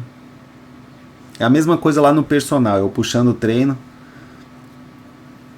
E aí as minhas alunas lá, elas falam que eu tinha que fazer um podcast, que eu corto muito rápido elas, assim, elas dão uma ideia e pá, elas querem fazer diferente, eu pá, né, corto, falar, fazer assim. Não tem atalho, cara. Eu não quero fazer mais uma, tem que fazer. Você veio aqui, você fez 7, era para ter feito 9, 10, você conseguia fazer mais, você não fez, você perdeu todo o teu trabalho aqui, cara. Anotem essa frase de Viktor Flagenheit. Uma pequena mudança no desempenho produz uma enorme mudança no resultado. Então, a pequena mudança no desempenho produz uma enorme mudança no resultado. Significa o quê? O Usain Bolt, ele é o Usain Bolt, e vocês sabem quem é o Usain Bolt, porque ele ganhou lá as Olimpíadas, aquele tanto de medalha, só que ele ficou milésimos de segundo na frente, do segundo colocado. A pergunta é, quem é o segundo colocado? Quem foi? Cara, eles praticamente tiveram o mesmo tempo, cara. Foi milésimos de segundo. Houve uma pequena mudança no resultado, no desempenho, que gerou uma enorme mudança no resultado de quem? Ninguém sabe quem é o segundo colocado. Ele tem que chegar no local e ficar explicando que ele é medalhista olímpico, segundo colocado, que ninguém sabe. O Usain Bolt, aonde ele for, todo mundo vai conhecer ele. Fechou contratos multimilionários, está rico, por causa de milésimos de segundos. Uma pequena mudança no desempenho produz uma enorme mudança no resultado. Então é aquele um clique a menos ou aquele um clique a mais, aquela linha de tendência, aquela paciência, uma pequena mudança só vai te reduzir, pode produzir uma enorme mudança de pips, de dinheiro. E aquela repetição a mais, uma repetição a mais no treino, é aquilo que vai te dar o resultado. Esse é o diferencial de uma mulher que vai... Eu tenho uma outra cliente que ela falou para mim ontem, que ela falou assim, nossa Diego, meu corpo está mudando muito e são poucos meses que a gente está treinando, sendo que a maioria era treino na academia de prédio. A maioria era treino na academia de prédio. No começo me dizia, as pessoas mentem, né? Me dizia que não queria mudar muito o corpo, mas porque ela estava, né, com sobrepeso e tal. As pessoas que estão com sobrepeso falam essa mentira, falam que não querem perder gordura. Aí perde gordura e fala, como eu estava infeliz, gordinha. Aí ela, conseguir convencê-los a ir para academia, que tem mais aparato, né? Ah, Diego, mas tu é um personal, eu ouvi isso de outro. Tu é um personal e você pode fazer treino em qualquer lugar. O cara era médico. Eu falei assim, sim, doutor. Próxima vez que tu for operar alguém e tiver equipamentos ruins ou uma sala ruim, você lembra que você é um bom profissional e você pode operar qualquer pessoa de qualquer lugar. Então o equipamento ele importa, né? Acho que por isso que falam que eu sou a faca, cortando rápido, cortes rápidos. Aí ela tava lá falando assim, ó, poxa, Diego, eu fico falando para as minhas clientes te contratar e elas não querem, cara. Eu acho que elas entram no teu Instagram lá e você fica falando daquele trade. Acho que tu tinha que parar de falar do trade lá. E aí trade farra. E aí ela me mostrou, olha aqui, cara, a foto dela, ela tem 2 anos de academia, Diego. Se ela tivesse na tua mão, como que ela não teria com personal? Ela falou com personal. E são esses pontos que o personal consegue atingir. Assim, ó, uma pequena mudança no desempenho que produz uma enorme mudança no resultado. Quando a Micaela tá ali, ela aprendeu a lidar comigo e eu aprendi a lidar com ela, porque senão a gente ia ter que parar ou o personal ou o casamento. Era 2 coisas, ou para com o personal ou para com o casamento. Aí ela conseguiu separar, entender que ali é personal, e eu também entender que ali é personal e não querer encher o saco dela de ficar conversando no meio do treino com ela. Mas, cara, tem vezes que a Mica vai no limite da exaustão e ela me abandona lá e fala, não vou fazer mais não, faz você. Puta, assim, ó. Abandona tudo ali. E aí, e as meninas que vão lá treinar com ela, que ali é um cartão de visita que eu tenho muito bom, eu sempre coloco alguém ali para treinar, né? Coloquei a minha vizinha agora essa semana, ela treinou totalmente desprendido, assim, eu coloco lá, vamos treinar, não vou te cobrar nada, que a minha vizinha, ela queria uma solução ela queria que eu prescrevesse um treino para ela, tipo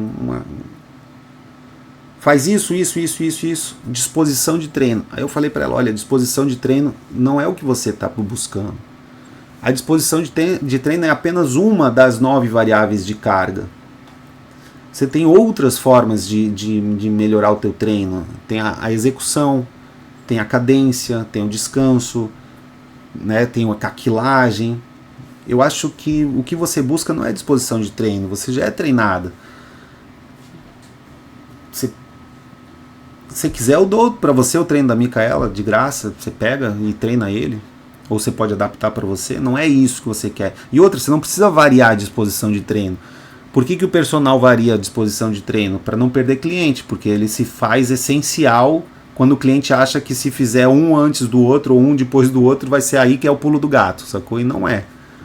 Então o personal fica vendendo isso para pegar cliente. Aí eu falei para ela, vem treinar uma semana com a gente ali, você vai pegar a disposição de treino da Mica atual, e tem tempo que a gente está nessa disposição. E aí eu te faço umas adaptações ali para você. Dentro, lógico, né? Sempre vai dar para melhorar, não é assim perfeito. Eu também tenho que melhorar. Mas é o feito melhor que perfeito dentro de risco-retorno. E ali eu conto o risco-retorno. Esse exercício, qual é o risco que ele tem? E qual é o retorno que ele tem? Se fizer desse ou dessa forma. Aí levei ela lá para treinar, ela treinou com a gente. E, enfim, aí olha só.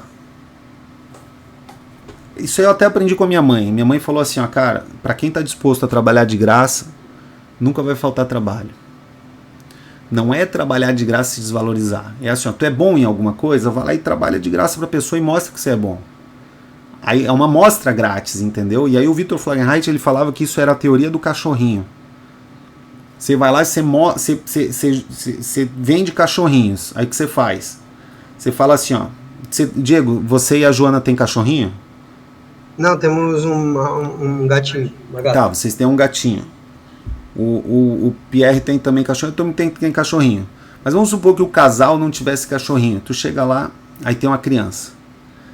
Aí eu viro na escola assim e falo assim, ó, leva esse cachorrinho, fica um dia, cuida do cachorrinho.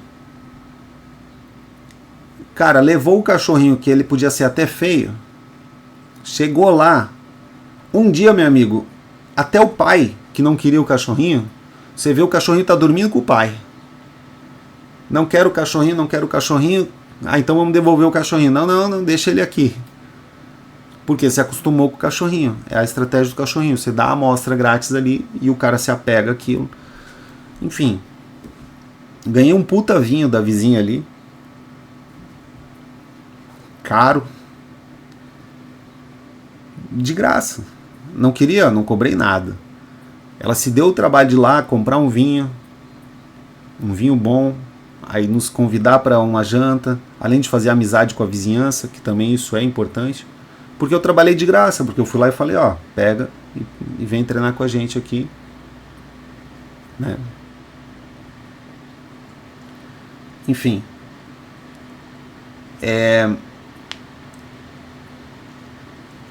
E aí me perdi de novo porque que a gente estava falando isso tudo aí. Mas era...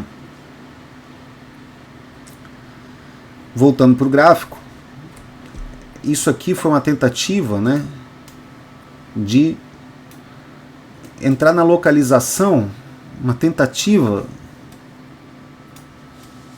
de solucionar a complexidade disso aqui, ó, tá vendo? Dessa onda, ser parte dessa onda, só que ser ondas Michu, ondas extremo, ondas simples, ondas complexas, com norteadores de LT, falha, né, de estrutura e expansões. Essa correlação, correlacionando os fractais de tempo gráfico de forma horizontal e forma vertical. Lógico que há uma limitação nessa correlação, mas ela é ampla ao ponto de que você não consegue enxergar tudo. O iniciante precisa enxergar tudo? Não precisa.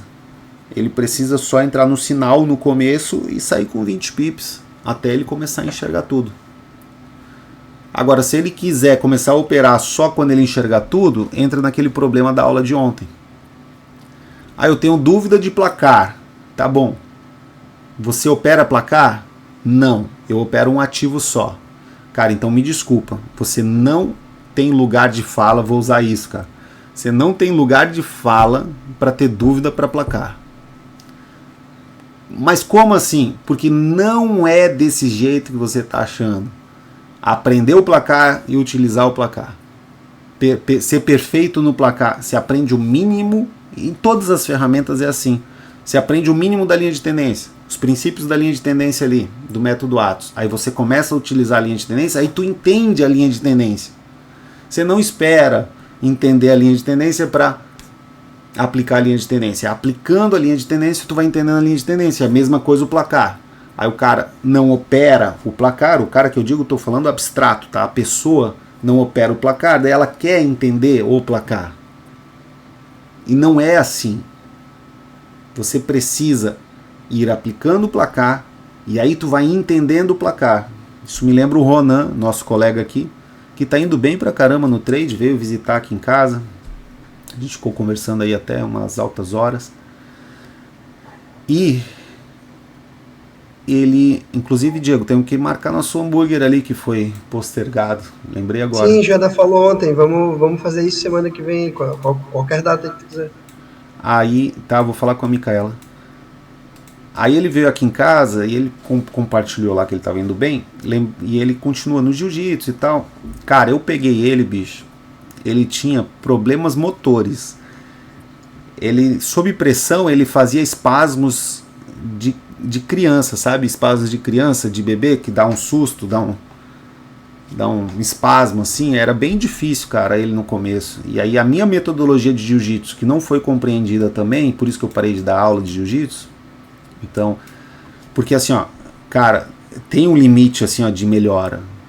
A melhora não pode perder a personalidade.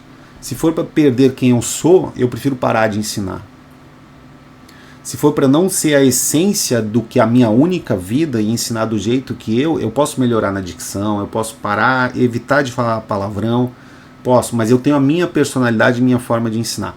Se não for para ser desse jeito, eu, graças a Deus, alcancei dinheiro suficiente para não precisar ensinar nada. Tive bons alunos que formei faixa preta, que são meus amigos até hoje, mas de termos de negócio era muito ruim. A galera queria chegar lá e já lutar de cara. Mesma coisa. Só que era a mesma coisa que o mercado, só que dava muito menos dinheiro do que o mercado e uma atuação assim que eu confesso que eu considero que eu fracassei como professor de jiu-jitsu. Tanto é que não sou mais. Tive um pequeno sucesso ali por algumas pessoas que eu ensinei, mas fracassei como professor de jiu-jitsu, mas não fracassei como faixa preta. Então, continuo sendo bom no jiu-jitsu e pronto. Tive poucos alunos que compreenderam mesmo o que eu queria ensinar. Esses caras mudaram a vida, mas eu não fui um professor das massas. Então, de business eu fracassei. No business, né? E o Ronan, ele chegou, cara, e aí eu mostrava o educativo para ele, no meio da turma. Aí ele vinha aqui, a galera fazendo educativo, ele vinha e ficava aqui, ó. E aí ele queria pegar, absorver toda a teoria antes de fazer o educativo, saída de quadril. Bora, Ronan, vai fazer. Aí ele fazia um mal feito lá, ele ficava, não, deixa eu observar aqui, não é para observar, vai fazer. Cara, chegou, a gente se estressou, ele se estressou comigo, ele me achou grosseiro e ele quis parar com o jiu-jitsu, até se afastou da escola aqui na época. Porque eu mandava ele fazer lá no tatame, deixar de ser mole e ir lá fazer a porra da saída de quadril, que ele queria aprender na teoria. Aí passou um tempo e tal, e eu nunca tinha me estressado com ele, ele achou que eu tava bravo com ele. Aí eu procurava ele, aí Ronan, tá indo bem, pode voltar, ele voltou pro grupo. Eu que busquei ele, né? Falei, volta lá, cara, tu tá lá, não precisa ser meu aluno de jiu-jitsu. Depois voltou a ser meu aluno de jiu-jitsu e aprendeu um jiu-jitsu muito bom. Depois, com o tempo, começou a ficar bom no jiu-jitsu. Lógico que ainda não era graduado, mas ele estava com jiu-jitsu na época que eu estava dando aula para ele, que estava em expansão. Aí agora mudou tudo, né? Agora deve estar numa retraçãozinha, que muda também o contato. Mas a base que eu ensinei para ele ficou. Ele queria aprender o jiu-jitsu, cara, na teoria. Se aprende jiu-jitsu aplicando jiu-jitsu. Ah, você pode fazer a teoria é complementar. A teoria é complementar. Então, é isso. Para você aprender, você tem que aplicar. Então, é basicamente isso aí que serve o placar. Bom, 2 horas de aula para falar essas besteiras, toda essa porcaria aqui, não sei nem se valeu. Sempre vale, Diegão, animal. Um monte de exemplo vagabundo, antes da galera falar, um monte de exemplo vagabundo no meio da aula. E essa aqui vai ser a próxima aula aí, ó. Falha e vacilo ali, né? Página, Diegão. Página 20. Isso aí tudo a gente tinha até visto antes, né, Diegão?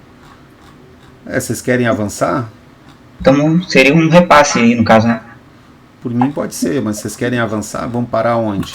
Por mim tanto faz aí. Tá, a gente decide. Diego, e também quando tu vê aí que alguma coisa daí, o que compensa mais é o que tu quer trazer, cara, fica à vontade aí pra trazer o que tu achar que o clube tá precisando, sabe? O Smart Club. Não precisa necessariamente estar conectado aí. Eu acho que hoje aqui, o que a gente precisa melhorar como equipe, essa visão de ondas, né? Que houve uma tentativa aqui de um quadrinho para se ajudar nessa visão de ondas, mas eu acho ruim esse quadrinho. Então, eu acho que ir naquela linha que eu ensino é melhor, de tentar ver essa onda. Uma coisa que vocês não perguntam é qual onda. Essa onda aqui, fractal, é qual onda do fractal maior? Eu digo, aquela aula do Gentili que tu fez com ele e tu postou no YouTube, tá bem completa sobre o vacilo e a falha lá? Postei no YouTube privado, né? Foi no privado? Aham. Tá bem Sim. completo. Tá bem Então completo. beleza, eu vou dar uma revisada. Se eu tiver dúvida, depois a gente tira então, hein? Fechou? Tá bom, tá bem completo. Se tiver pouco completo, daí não sei se tu vai ver. Tu só vai ver se tiver bem completinho. Se tiver completinho, bem completinho. Fechou. Não é porque eu tenho um pouco de dúvida dessa boneca russa ali. Mas fechou. Vê lá. Vê lá. Essa visão que tu diz aí, Diego, é muito...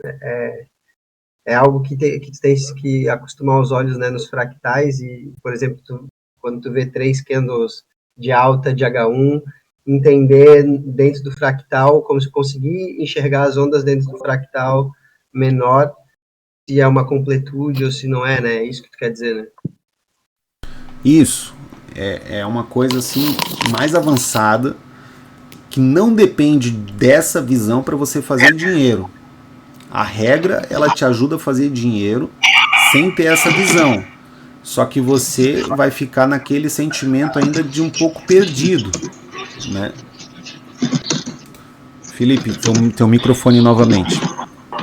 Você está atrapalhando a aula. Obrigado. A visão do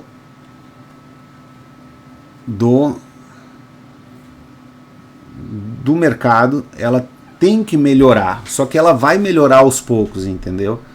Ela não precisa, você não precisa ter essa visão para começar a operar, e não é assim, eu acho que esse é o ponto, porque o cara querer, por isso que eu tentei dar o exemplo do Ronan, ele queria já que a teoria desse para ele um jiu-jitsu prático, entendeu? E não é assim. Não é? E todo mundo, em qualquer lugar, né, cara? Todo mundo quer que a teoria vire prática sem o treino.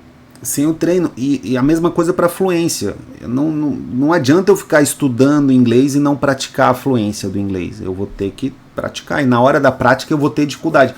Só que a prática, ela gera desconforto. E por que a pessoa ela quer que a teoria gere um resultado prático sem a prática? Porque ele não quer passar pelo desconforto do erro. E nós precisamos, aí citando agora o Paulo Musi, encontrar conforto no desconforto. Isso que é a arte marcial.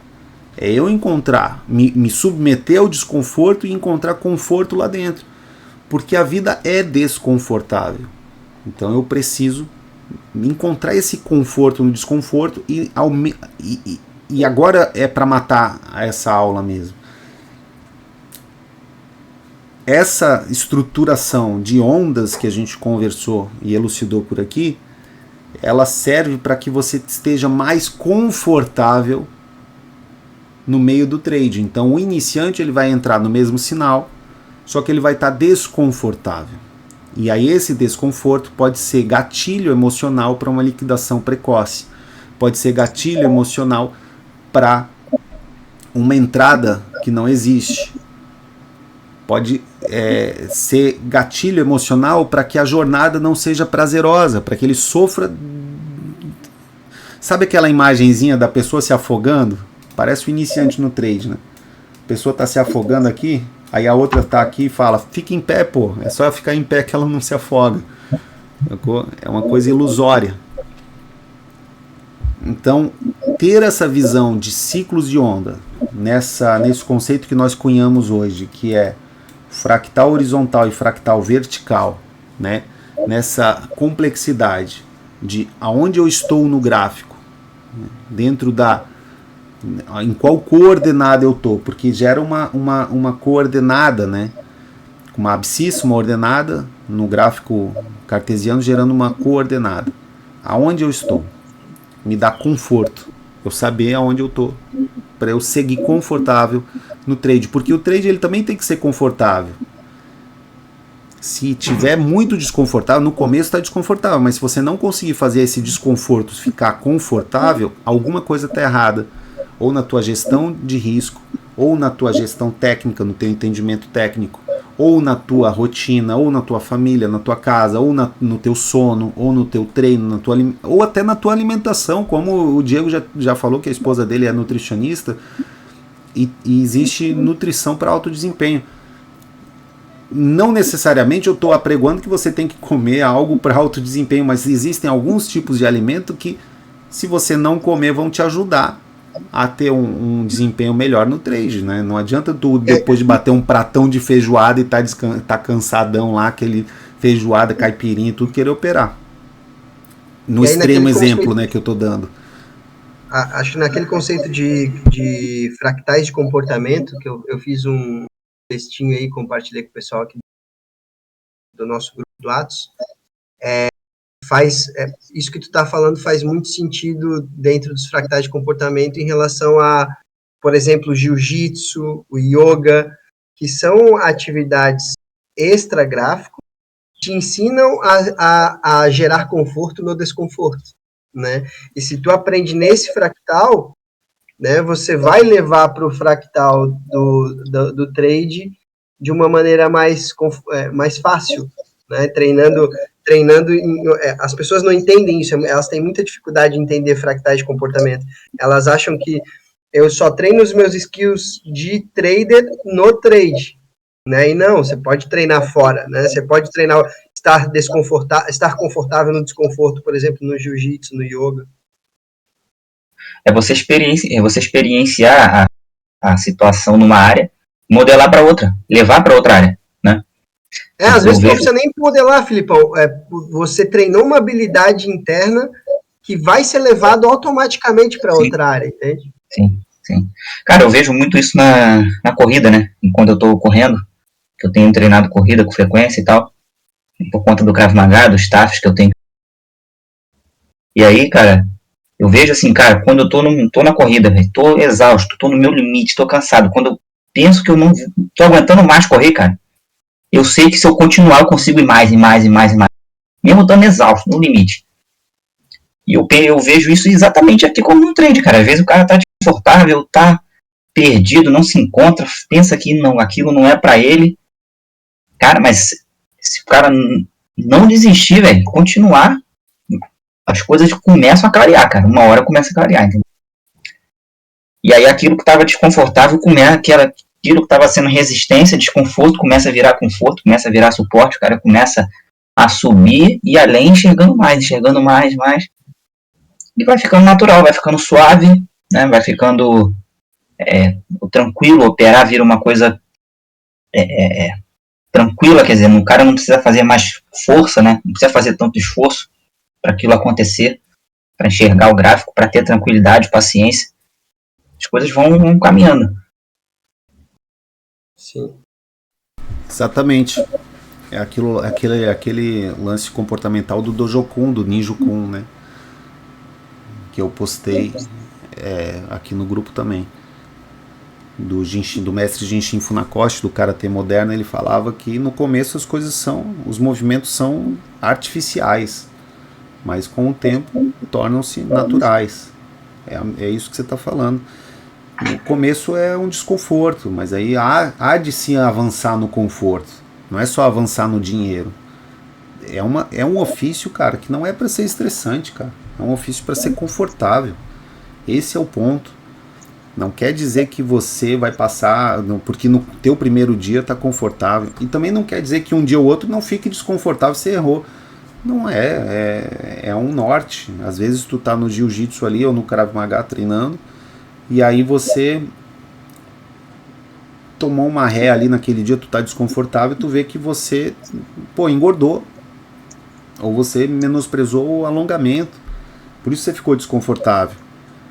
Então o que você está desprezando, que está te gerando esse desconforto, e o que você tem que atuar para te gerar mais conforto operacional, conforto gráfico, conforto técnico. Lógico que não é só conforto. Estou confortavelmente quebrando todas as contas. Não é assim. É um conforto com o lucro, né? Tem que ter o lucro, mas não basta só o lucro. Tem que ter o lucro e uma vida boa, né? Uma vida confortável. Vamos fechar por aqui então hoje? Deu aí Legal. mais de 2 horas de encontro. Tá Vê bom? lá com a Mica lá, quando é que vocês podem lá semana que vem, eu e o João vamos aí fazer um hamburgão. Tá bom. Vou finalizar aqui a gravação.